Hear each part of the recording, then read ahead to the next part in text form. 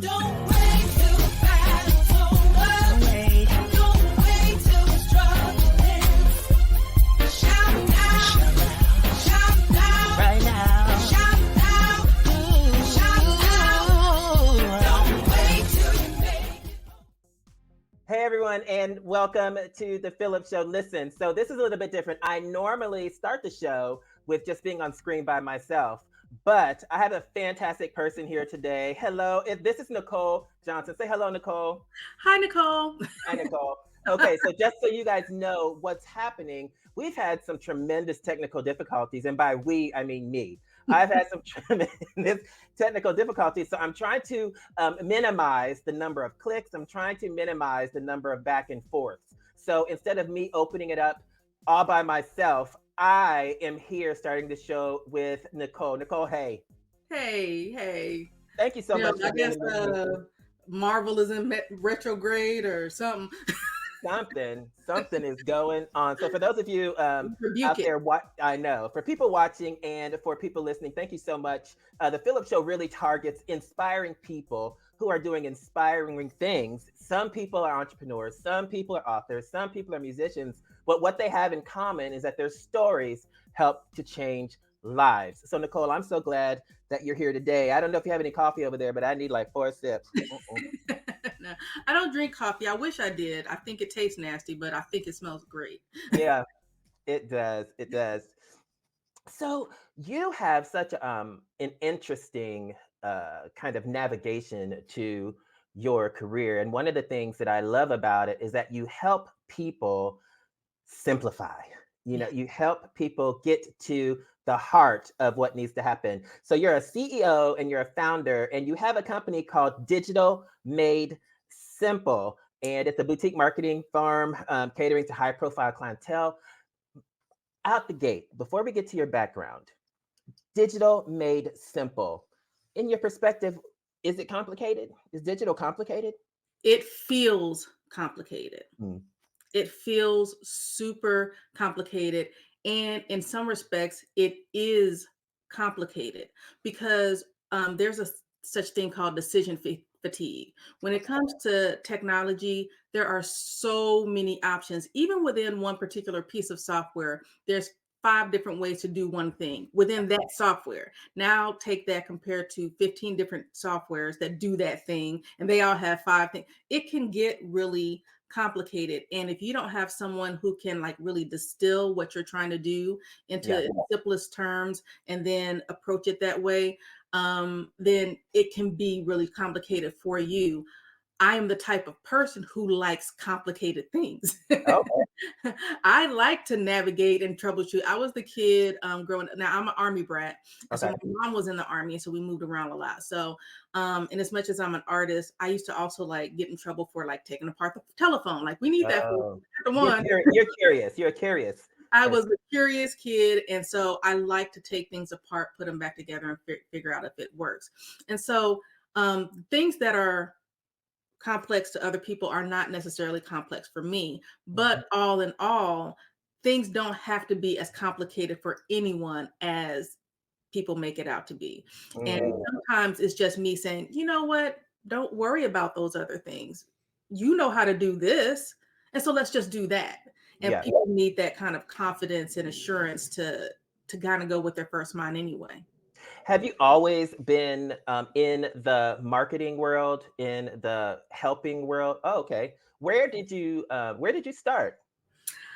Well, my mama named my mama said I started. I was a little light-skinned baby with nappy hair. She said I was born with individual naps. Now that's how I started. Well, I didn't have baby hair. I started with locks. Individual.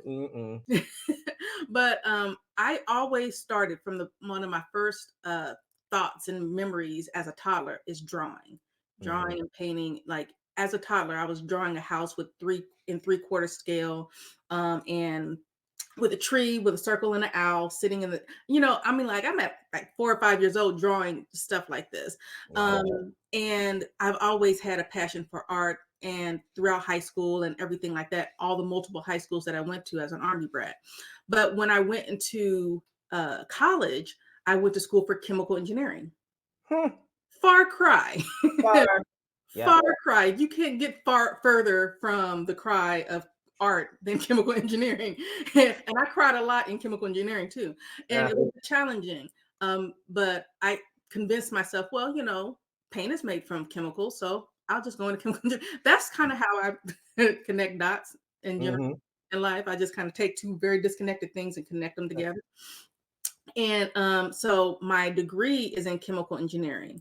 And I spent 18 years in operations, manufacturing, working in high hazard chemical operations, things like that. But what drew me to that career and to that, that journey was the process aspect of it. I've always liked to be able to look at processes and systems and make sure that I understood them and I could make them better, make them more efficient. So I got, all the certifications, it's Lean and Six Sigma and all those types of quality certifications, supply chain certifications and things like that because I love, digging into processes and systems and improving them.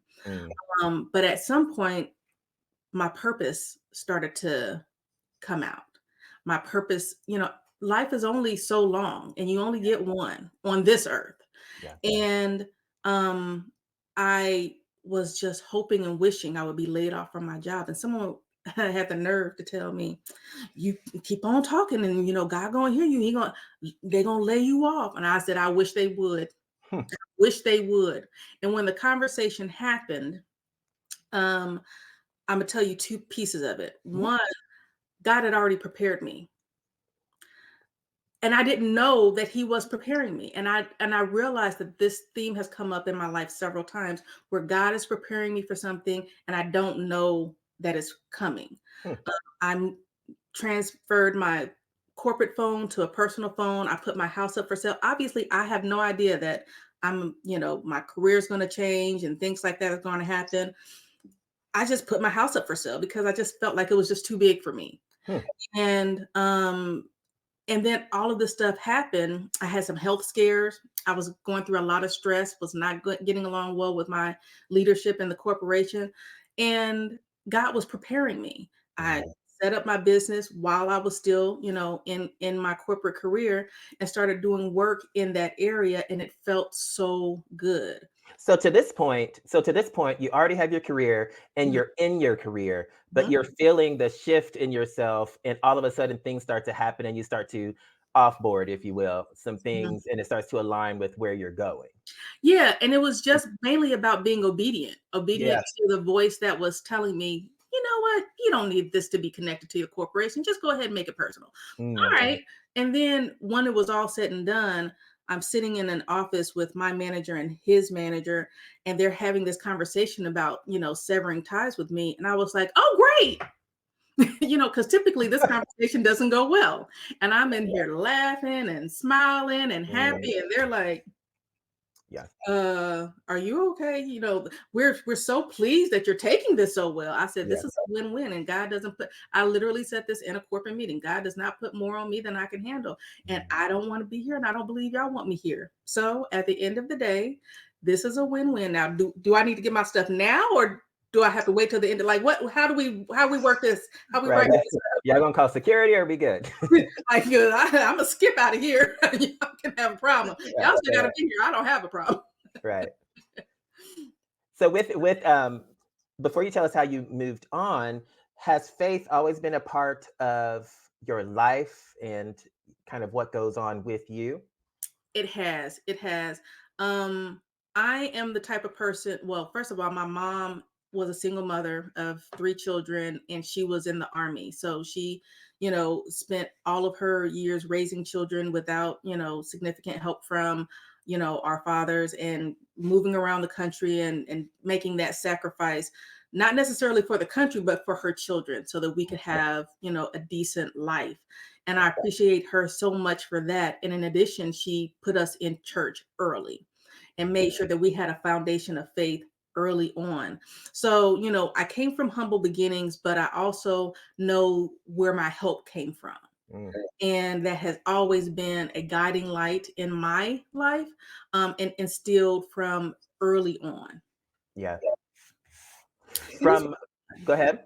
and it's been fun because I think obedience is so much better and easier than fighting the tide. Let me see it for myself.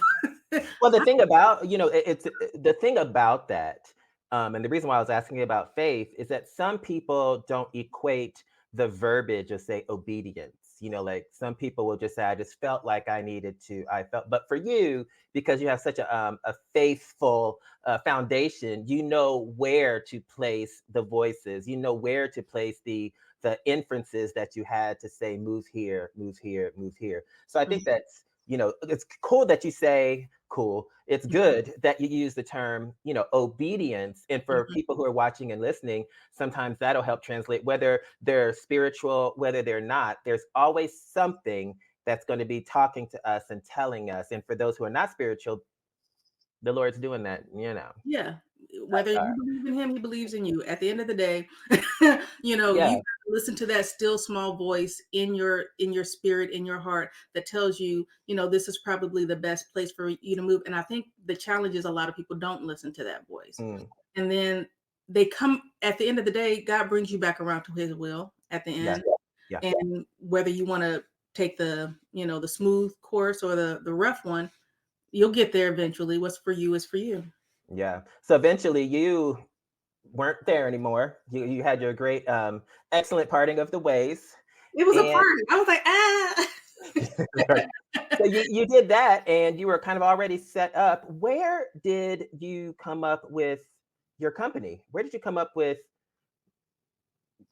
why that? Well, one of the things so before I left my company, before I left corporate America, Mhm. um, I took the skills that I learned in corporate America to plan and prepare for running my business. Even if I didn't know I was going to be doing it solo, I took that time to plan and prepare. And part of that planning and preparation was looking at, who am I trying to help? Who is my Mm, ideal client? How do I set up the proper system so that I can invite them in? And when I was looking at who I wanted to help, what I saw, well, you kind of look. I'm self-taught. I did not get a degree in graphic design or anything like that. At the end of the day, I'm completely self-taught. I do have an MBA in strategic management, but my education and my current career journey are complete opposite sides of the spectrum. mm, And what I found when I was looking at and researching the market is that a lot of people are overwhelmed with where to start, where to make the first step, yeah. and that's a challenge for people that I did not necessarily have because I did enough research to know where to start. Mm, But when I saw that a lot of people were struggling with where to start, I would talk to them. I would talk to different people like, why are you struggling with where to start? You just do A, B, and C, D. And they was like, well, I don't know how to do A, B, and C, and D. yeah. I was like, well, let me simplify it for you. And that's why I want to help people get out of their own way, get out of their own head, and make things simple because it doesn't have to be hard. It doesn't Mhm. have to be. Lean into your zone of excellence, your zone of genius, what's good for you. And then you can, get started with what you do know or bridge the gap between what you know and what you need to know. And that's where I come in. I love the fact that you said that you didn't train for this because everybody's going to be able to go to connect with you. Mhm. And hearing you say that is so interesting because your website is so great, and all the little bells and whistles. Your YouTube channel is so well put together. When somebody comes to get a consultation with you, Mhm. where do they start? What is the first thing that you look for in your conversation to say, okay, this is where we need to go? The first thing that I look for are what are your pain points? What are you trying to accomplish? And why? What is keeping you from getting from where you are to where you want to be? Mm, Now, I qualify my leads, so I don't necessarily take on every single person who contacts me. Sometimes, if they don't have a focus, like I want to do this, I want to do that, I want to do that, I want to do that over here, but I have no idea how to even, and none of these things even relate to each other, and there's no common theme. I suggest that, okay, maybe we don't, so I need a website and a logo. You need to figure out what you're going to do. That's what you need to do first. And I can either help you with that part, or, if they are more clear about what they're trying to do and what's holding them back from doing it, then I can, jump right into, okay, so here's the solutions to your problem. So I think the first thing that I always do with my clients is really understand what their vision is. What is their, what is their ultimate goal, and what are the things that they see are the problems that are keeping them from achieving that goal. What I often also find is that what they see as the problem is not necessarily the problem. And after having, once I sign with them and things like that, I may have a hint, but once they sign up with me, we can dig into that a little bit deeper. And then one of the biggest, joys that I have when I'm working with a client is that moment where they say, yeah, that's what I was wanting. But When they realize the simple part, like, oh, yeah, we can do that. Oh, yeah, yeah. child, we can do that. That is you. Well, you know what? You don't know, and I'm sure you've heard this. You don't know what you don't know. Yeah, And those realization moments where it's just like, I yeah, had no idea. yes. Or they're saying something about what they're trying to do or how they're trying to, deliver their services or product. And then I turn it around and say, okay, so to your client, what you're saying is actually this. Mm, Like, yes, that's what I'm trying to say. You use better words, but yeah, that's what I'm trying to say. And I yeah. like to be able to put better, more connective words to someone's thoughts and their ideas and their vision, and then allow other people to be able to understand. Okay, so this is what this person does. Oh, I want that. You have a lot of help tools on your website, Mhm. and you have your YouTube page, which has a lot of resources. But you're also coming up with a vlog series. What's that about? Woo, child. Yeah. Let's go there. Okay, so as much as I'm talking about all this stuff that has transpired in my career, um, I am not alone in the 2023 kind of being a little bit of a challenge for a lot of people, particularly in the tech space. And I also experienced considerable challenges in 2023, such that I am basically starting my business over. Okay.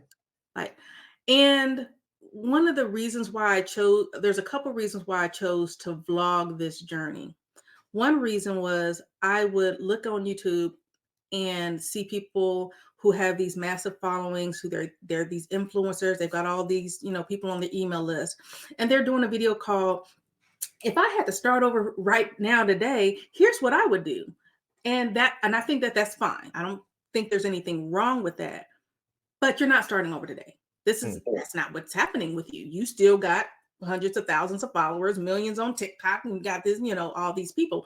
And so you are giving us an anecdote, Mm, right? I'm about to take people through the journey. I have helped so many people build their business, market their brand, do all the things with all these tools and techniques that you're talking about. And I have gotten into the habit of pouring into everyone but me. So mm, now I'm going to vlog me taking my own medicine and see how it works for me.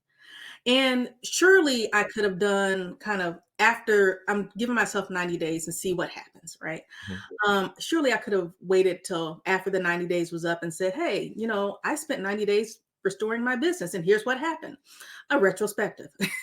But um, in that process, that hits different than as I'm using a tool, as I'm doing the work, and either something works out and I say, oh, that worked out really well, more than I expected. Let me lean into that. Or that didn't work out nearly as well as I wanted it to. Mm. How do I course correct? Having those conversations and watching my gear turn and taking a peek into, my brain, as I make these decisions and make these course corrections, I think hits differently than a retrospective look, because then, people can take the experience they're seeing in me and then apply it to them, to their lives, because I believe there are a lot of people out there who feel like they didn't make it. Mm. They feel like they failed. They feel like, oh, now I got to do this, now I got to do that. Now I got to go back to my old job or not, and I want to speak to those entrepreneurs with that entrepreneurial spirit who it vexes them and it vexes their spirit that of the idea of them having to stop. Mm. You don't have to stop. I'm not stopping, and I can definitely put a tick in the loss column for 2023. But Yeah. 2024, I pick a word every year. Last year, the word was value, not value as in like raising my prices or anything, but understanding what value I bring Mm. and performing accordingly. This year is restoration. Hmm. 2024's word is restoration, and the theme of my business is going to be restoring things anew, and then helping others restore things in their life and in their business. And it's multifaceted. It's very risky. I saw you talking to another creator, and he was talking about cringy transparency, being overly transparent. We are teetering the line Yeah. because I'm a marketer, and so how can a marketer get on and say, okay, my marketing isn't the best, so how do I, that could be a conflict of interest. But I'm hoping that it will inspire. I'm hoping that it will give people the license to do what they need to do. And it's also for me to hold myself accountable. Yeah. I'm going to be showing you what's going on. I got to produce another video the next day. I've already started. And I'm going to tell you how God works, because you're an example. And I'm going to tell you how. Okay. I've already started, filming, and I'm in the editing process of some of these videos. And what God will do is he will start showing you glimmers of hope, glimmers of connection, glimmers of, people there, the serendipity with which we connected on LinkedIn is, phenomenal. And it just, to me, I look at all of these things, Mm. some people might think it's a small thing, but I think that was it was a but God moment when you reached out and said, let's go ahead and have a episode. Mm. Um, it shows me, okay, you can't ever take what's going on in my mind. You can't take Mm. the education, you can't take the knowledge. That will always be there. My circumstances have changed. So now Yeah. how do I then translate my mind, my purpose, my expertise, my experience, and then use that to make the circumstances what God wills and what I will it to be? Why do you have such a steadfast, I guess, drive? And I always use the word courage because I think sharing stories and pursuing passion, it takes a lot of courage because it's easy to stop. I think stopping Yeah. is very, very easy. What makes you keep going and have the ability to just keep shifting, keep changing, keep evolving? Why do you keep going? That's a good question. Um, I'm going to say a couple things. One is I see my mother keep going. So Mm. I know it's possible. And I know that there were times that she wanted to stop. And I know that a career in the army was not her choice, and it was not her passion, it was not her purpose, but she did that for us. So because I've seen that example, I know that I can. And she instilled into me that determination and drive. So whenever I face a challenge, um, the second part is I know it's possible, but I also know that God did not bring me this far for me to stop. Mm. He did not instill these things in me. He did not, bless me with the gifts he blessed me with for me to stop. So that also pushes me forward. But I want to make it clear, I don't consciously make the decision. And that's why that was kind of like a weird question for me for at first. Like, I don't consciously make, I'm not going to stop now. I just keep going because um, a lot of the things that we are really talented in, we don't know that we're talented in. It just comes naturally to us. And so for example, when I draw, people say, "Oh my gosh, I could never do that. I can't draw a stick figure." Well, first of all, there's a lot of stick figure art that is worth millions. You do anything the best, and you're gonna make money at it. Yeah. But I just I just look at the person's face and I just draw it. Well, I just draw the lines the way that they're, and that comes easy to me. So it's easy for me to say, "Oh yeah, drawing is easy. Anybody can do it." Mm. But I'm gonna tell everybody out there that's a lie. I cannot draw to the level I think drawing is. Let me say it that way. You know, I can draw, but I wouldn't say it's great drawing. I believe it's awesome. And it's Mhm. your take, it's your artistic eye and take on the subject matter. So I think Mm, it's that's beautiful. very generous, and thank you. But I think that's the thing, is that we don't give ourselves credit for the talents and the expertise that we have. We hear people saying, "Oh my gosh, that's great. Oh, you do that? Oh, I could never do that." Like when I picked up and left Delaware to come to Charlotte, North Carolina, people were like, "I couldn't. How did you do that?" And it was nothing to me. I'm an Yeah, Army brat, so and I moved with corporate America all over the country. It was nothing to me, but I realized that is an inspiration to somebody. That is something absolutely. big to someone. I didn't know anyone in North Carolina. I didn't have any family here in North Carolina. I'd never lived in North Carolina before, but I went to the Biltmore once, and it's beautiful. And I thought this was just a beautiful country. This is a beautiful part of the country. And they see tulips, and I think I'm inspired. And I've always wanted to live in North Carolina. So I picked up everything that I owned, sold half of it, and moved to North Carolina, to Charlotte, as a matter of fact. And I have not looked back since. I've been here going on 10 years. Wow. Yeah. And it's been awesome. So leaning in, listening to other people tell you what you do is interesting or great, think about that.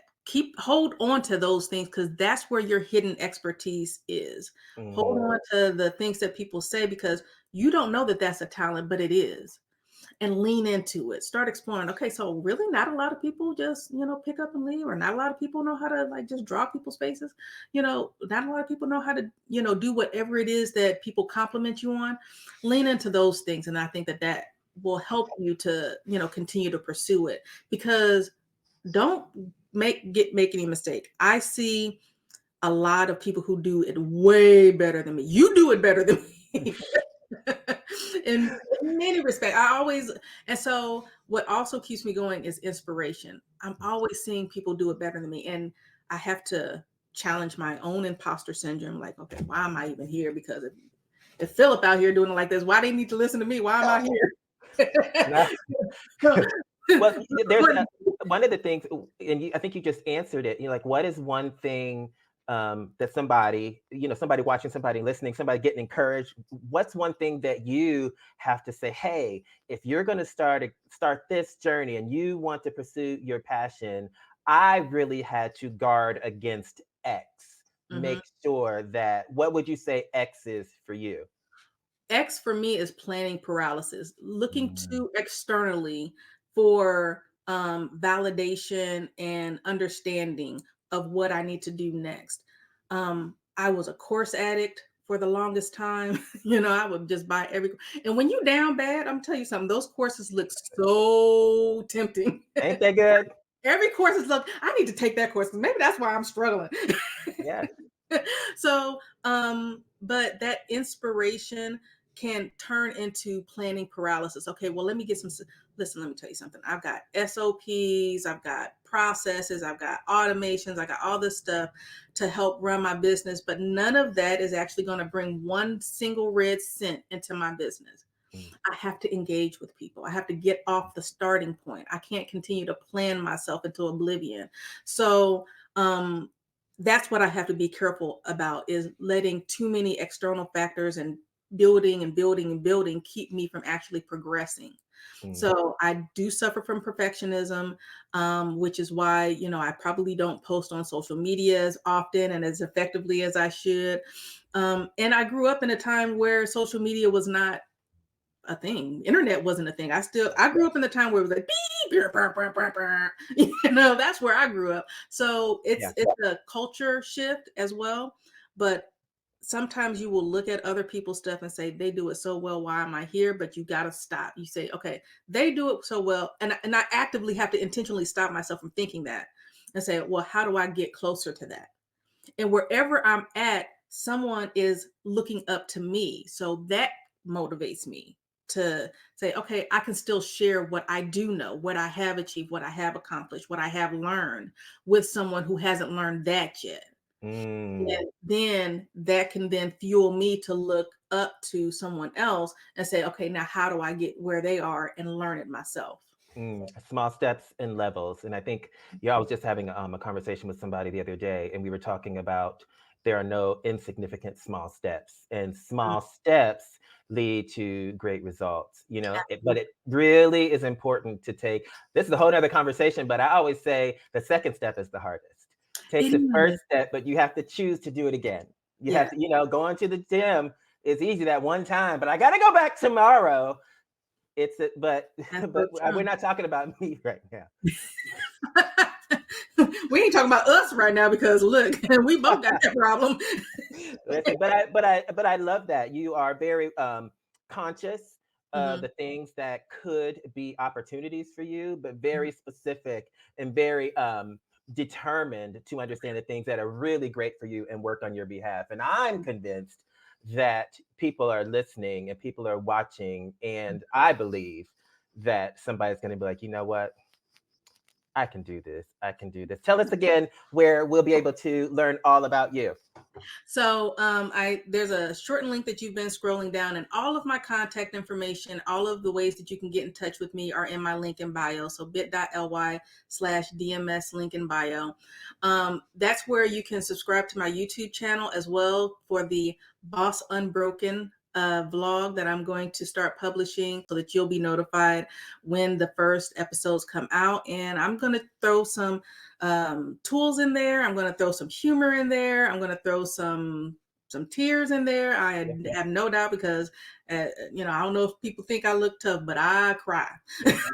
I be crying in here. So sometimes you got to cry it out. And so you're going to probably see all of those seasons of me. And so I can't wait to experience it with you. We all going on this journey together. I was just about to say, I'm so excited about that, because there's a power, number one, in authenticity, but there's also a power in the we of it. Yeah. Watching somebody do it in real time, watching you respond in real time, watching you succeed in real time, watching you try it a different way in real time. There's something about the we of the journey that is so powerful. So I can't wait until you share that with everybody, because I think that we is going to be very, very powerful. Absolutely. Thank you. Nicole, thank you so much for being here. Digital Made Simple. You made it simple for us. I did. You did. Let me tell you. Hey, but listen, stick around. Don't go anywhere, because I'm going to come back after I say goodbye to the people, okay? Okay. All right. Thank you for being here.